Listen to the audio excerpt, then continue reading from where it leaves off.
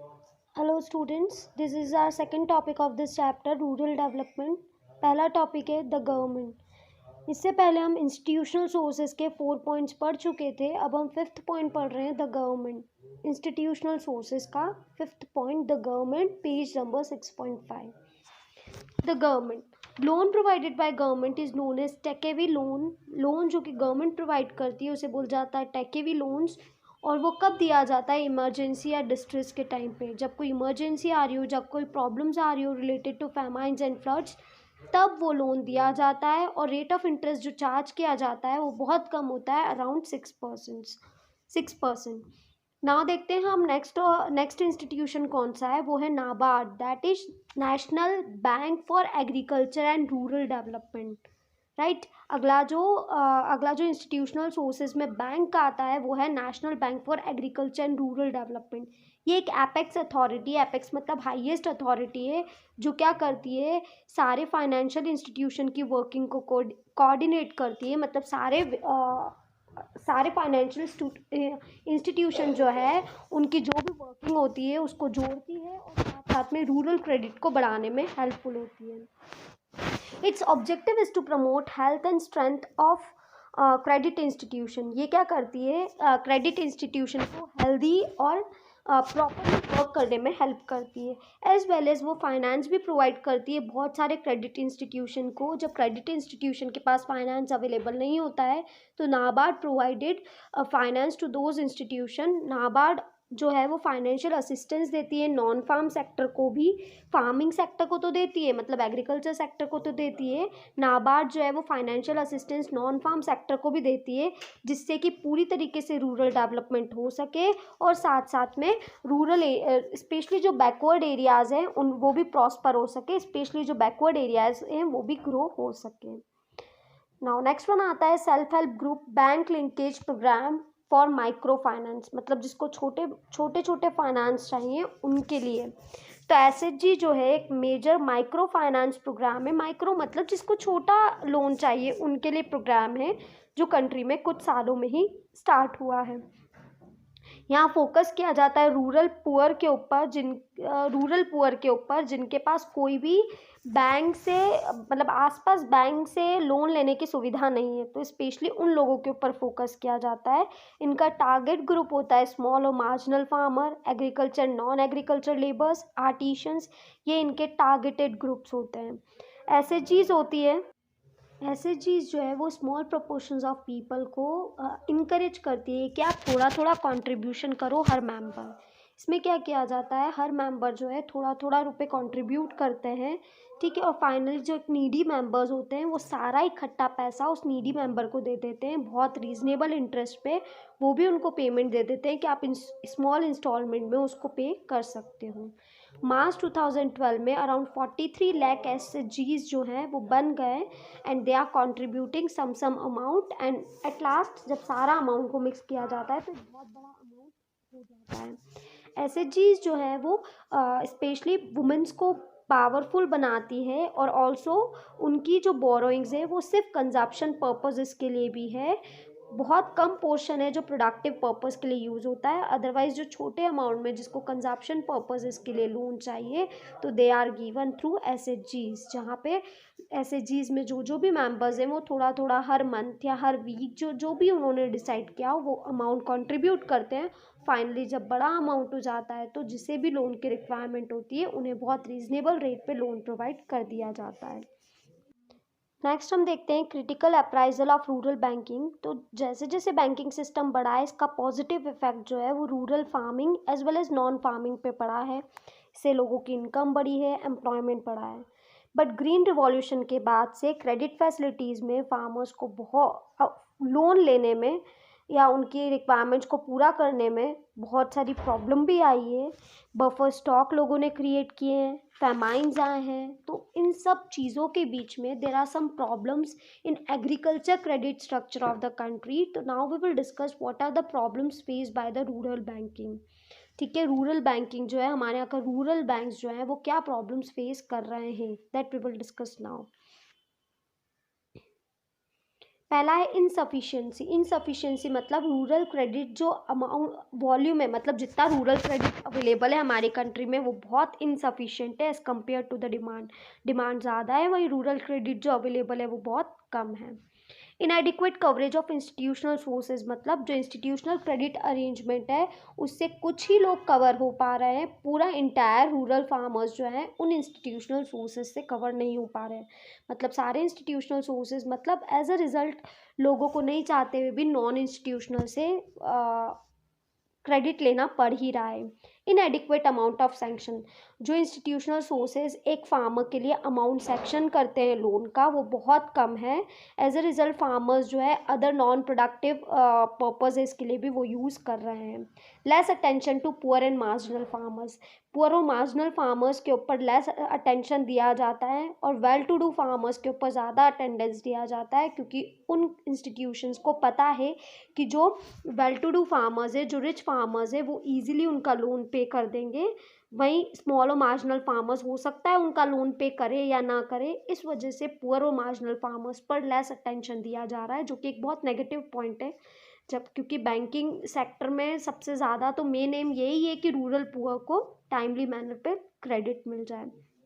Growing overdues, एक problem ये भी आ रही है कि ओवरड्यूज जो है वो बहुत बढ़ते जा रहे हैं। फार्मर्स जो है, स्मॉल फार्मर्स जो हैं वो लोन को पे नहीं कर रहे हैं। Basic reason of growing overdues is poor repaying capacity of farmers. Farmers की रिपेइंग कैपेसिटी जो है वो बहुत पुअर है। As a result credit agencies जो है उन लोगों को लोन देते समय बहुत ध्यान रखना पड़ रहा है, क्योंकि ये जो स्मॉल और मार्जिनल फार्मर्स है वो टाइमली मैनर पर लोन पे कर ही नहीं पा रहे हैं। एग्रीकल्चर का लोन जो डिफ़ॉल्ट रेट है वो बहुत ज़्यादा है। बहुत सारे फार्मर्स जो है वो मना कर रहे हैं बाद में कि हम लोन का अमाउंट पे नहीं कर पाएंगे, जिसकी वजह से ये बैंकिंग सिस्टम जो है वो बहुत ज़्यादा अफेक्ट हो रहा है। जो कि हम चाहते हैं कि हमारा जो रूरल बैंकिंग सेक्टर है और ज़्यादा बढ़े, तो अगर हम चाहते हैं कि वो रूरल बैंकिंग सेक्टर और ज़्यादा बढ़े तो उस हमें उसकी सिचुएशन को इम्प्रूव करना पड़ेगा, और ताकि सिर्फ नीडी बोरोवर्स के पास ही वो लोन का अमाउंट जा सके। बट उसके इम्प्रूवमेंट के लिए हमें क्या क्या करना पड़ेगा, एक तो बैंक को अपनी अप्रोच चेंज करनी पड़ेगी। बैंक को सिर्फ लैंड ही नहीं करके बल्कि जो कस्टमर्स हैं उनके साथ प्रॉपर रिलेशंस मेंटेन करने पड़ेंगे, ताकि इन फ्यूचर वो लोन का अमाउंट पे करने से मना ना करें। फार्मर को इनकरेज करना पड़ेगा कि आप खुद भी अपनी सेविंग करो, ताकि उन सेविंग का वो बाद में यूज़ कर सके और उन्हें लोन की रिक्वायरमेंट कम से कम हो। फिर उसके बाद Tamil Nadu women in agriculture. Tamil Nadu में वुमेन ने क्या किया है, स्पेशली वुमेन को ट्रेन किया गया है एग्रीकल्चर टेक्निक्स में, ताकि वुमेन्स जो है वो खुद भी एग्रीकल्चर कर सके, एग्रीकल्चर का प्रोडक्शन बढ़ा सके और अपनी फैमिली की इनकम बढ़ा सके। नेक्स्ट देखते हैं हम एग्रीकल्चर मार्केट सिस्टम, कि एग्रीकल्चर का जो मार्केट सिस्टम है वो कैसा है। रूरल पुअर जो है सिर्फ उनको फाइनेंस से रिलेटेड प्रॉब्लम ही नहीं आ रही, बल्कि उनको और भी डिफ़िकल्टीज आती है गुड्स की मार्केटिंग में। एग्रीकल्चर मार्केटिंग जो है वो बहुत ज़रूरत है कि उस पर अटेंशन दिया जाए, ताकि रूरल डेवलपमेंट हो सके। नाउ एग्रीकल्चर मार्केटिंग होता क्या है, तो एग्रीकल्चर मार्केटिंग एक ऐसा प्रोसेस है जिसमें गुड्स को असेंबल किया जाता है, स्टोर किया जाता है, प्रोसेसिंग, ट्रांसपोर्टेशन, पैक किया जाता है, उसको ग्रेडिंग करके उसको डिस्ट्रीब्यूट किया जाता है उन सारी एग्रीकल्चर कमोडिटीज़ को कंट्री में। मतलब क्या, आपने बना लिया है, मतलब आपने ग्रो कर लिया है, उसके बाद उसको पैक करना, उसको स्टोर करना, और जब रिक्वायरमेंट आए तब ट्रांसपोर्टेशन के थ्रू भेजना, ये सब कुछ एग्रीकल्चर मार्केटिंग में आता है। एग्रीकल्चर मार्केटिंग सिस्टम जो है एक इफ़िशिएंट वे है जिसमें फार्मर्स अपने जो भी सरप्लस थिंग्स है, अपना जो भी एक्स्ट्रा सामान है, उसको क्या कर सकता है, एक अच्छी प्राइस पे मार्केट में बेच सकता है। इसमें बहुत सारी एक्टिविटीज़ इन्वॉल्व होती है। अब इसमें मार्केटिंग सिस्टम में एग्रीकल्चर को क्या प्रॉब्लम फेस करनी पड़ रही है।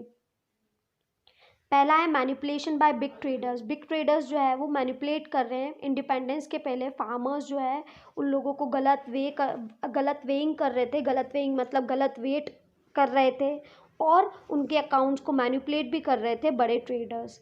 फिर लेक ऑफ मार्केट इन्फॉर्मेशन, मतलब लोगों के पास मतलब जो स्मॉल फार्मर्स होते थे, रूरल फार्मर्स होते थे, उनके पास मार्केट की पूरी इन्फॉर्मेशन नहीं होती थी। एज अ रिज़ल्ट वो क्या करते थे, कम प्राइस में ही लोगों को बेच देते थे, क्योंकि उनके पास मार्केट से रिलेटेड इन्फॉर्मेशन नहीं होती थी कि ये पर्टिकुलर चीज़ जो है मार्केट में कितने में बिक रही है। नेक्स्ट देखते हैं lack of storage facilities. Storage facilities जो है वो प्रॉपर नहीं थी। ठीक है। लोग जो रूरल फार्मर्स हैं उनके पास प्रॉपर स्टोरेज फैसिलिटीज़ नहीं होती है, एज अ रिज़ल्ट उन्हें कम प्राइस में ही सामान को बेचना पड़ता था। इवन आज भी देखा जा रहा है कि 10% गुड जो है वो तो वेस्ट ही हो जाता है due to lack of storage ना मिलने की वजह से वो ख़राब हो जाता है 10% गुड। तो इसलिए बहुत ज़रूरी है कि गवर्नमेंट इस एग्रीकल्चर मार्केटिंग में भी इन्वॉल्व हो, ताकि रूरल पुअर फार्मर्स हैं उन लोगों को हेल्प मिले और वो अपने गुड्स को प्रॉपरली सेल कर सके प्रॉपर प्राइस पे। नाउ हम एग्रीकल्चर मार्केटिंग को किस तरीके से इम्प्रूव कर सकते हैं, तो there are 4 points in that: regulated markets, infrastructural facilities, cooperative marketing, different policy instruments. पहले देखते हैं हम रेगुलेटेड मार्केट में क्या आता है। तो पहला मेजर जो है वो क्या है, मार्केट को रेगुलेट करना, ताकि ऑर्डरली और ट्रांसपेरेंट मार्केटिंग कंडीशंस रहे। मतलब एक ऑर्डर में सब कुछ चले और सबके लिए हर चीज़ ट्रांसपेरेंट हो, मतलब कहीं से कहीं तक कोई चीटिंग ना हो। रेगुलेटेड मार्केट ऑर्गेनाइज किया गया है ताकि फार्मर्स को प्रोटेक्ट किया जा सके, और जो सेलर्स जो गलत मेल प्रैक्टिसेस कर रहे हैं, जो ब्रोकर्स गलत चीज़ें कर रहे हैं, उनसे फार्मर्स को बचाया जा सके। ये पॉलिसी जो है वो दोनों के लिए बेनिफिशियल है, फार्मर्स के लिए भी एज वेल एज कंज्यूमर्स के लिए भी। तो सबसे पहला तो ये कि हम किस तरीके से एग्रीकल्चर मार्केटिंग को इम्प्रूव कर सकते हैं। तो पहला तो ये कि मार्केट को रेगुलेट करें, जिससे कि एक ऑर्डरली और ट्रांसपेरेंट तरीके से मार्केट चलाया जा सके। नेक्स्ट आता है इंफ्रास्ट्रक्चरल फैसिलिटी। तो गवर्नमेंट जो है बहुत सारी इंफ्रास्ट्रक्चरल फैसिलिटीज़ रूरल एरिया में डेवलप करें, जैसे कि roads, railways, warehouses, godowns, cold storage, processing units. जिससे क्या होगा, जिससे कि रूरल एरिया के पर्सनस को लैक ऑफ इंफ्रास्ट्रक्चर वाली प्रॉब्लम फेस न करना पड़े। ठीक है, देखो फोटोग्राफ में दे रखा है रेगुलेटेड मार्केट जो है वो किस तरीके से प्रॉपर ऑर्डरली मैनर में रेगुलेट हो रहा है। नेक्स्ट है कोऑपरेटिव मार्केटिंग। यहाँ एम ऑफ कोऑपरेटिव मार्केटिंग का यही है कि सारे फार्मर्स को एक फेयर प्राइस मिल सके उनके प्रोडक्ट्स के लिए। इसके लिए मार्केटिंग सोसाइटीज़ बनाई गई है फार्मर्स की, ताकि वो आउटपुट जो है कलेक्टिवली, मतलब सब लोग सारे फार्मर्स एक साथ मिलकर कलेक्टिवली सामान को बेच सकें, और ताकि वो एक कलेक्टिव बार्गेनिंग का बेनिफिट भी उठा सकें।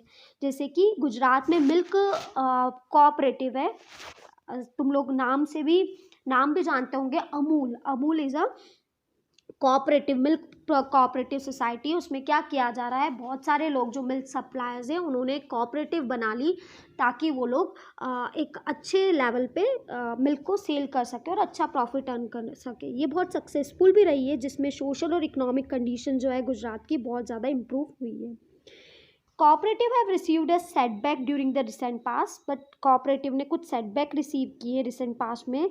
उन लोगों का जो इनएडिक्वेट कवरेज है, मतलब ऑलमोस्ट सारे फार्मिंग मेंबर्स को कवर नहीं कर पा रहा है।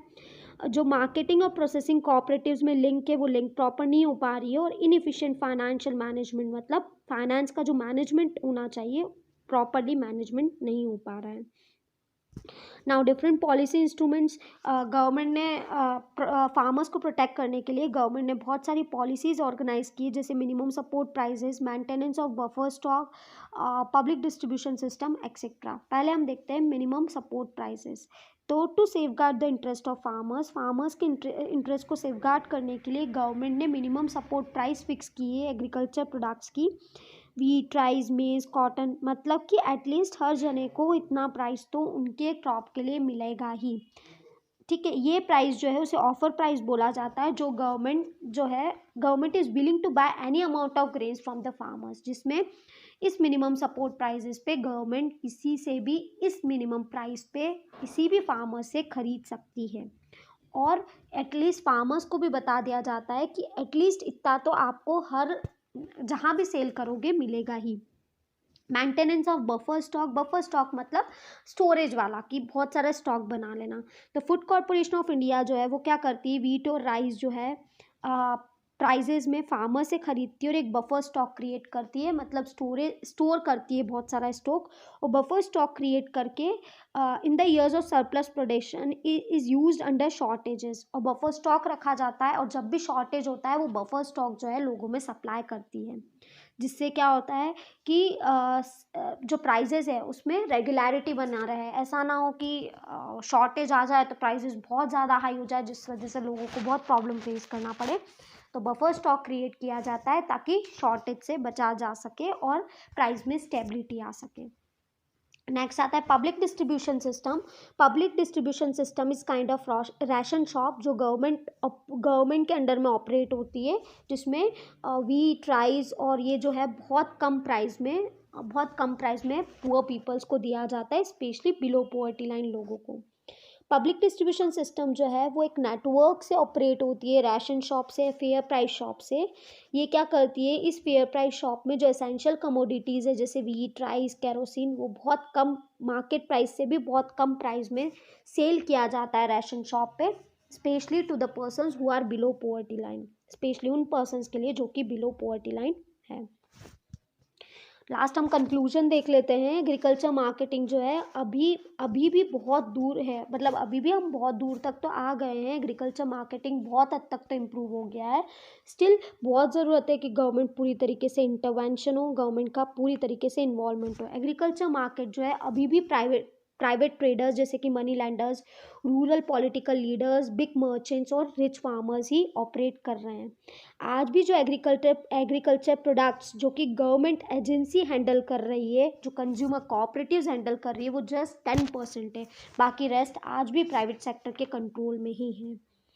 राइट, तो ये सारी प्रॉब्लम्स हैं, मतलब गवर्नमेंट ऑपरेट कर रही है, गवर्नमेंट बहुत सारी स्कीम्स गवर्नमेंट ने लाई है रूरल पुअर फार्मर्स के लिए, स्टिल गवर्नमेंट के हाथ में अभी सिर्फ 10% है। प्राइवेट सेक्टर अभी भी बहुत डोमिनेंट है और डोमिनेट तरीके से क्या कर रहा है, ऑपरेट कर रहा है।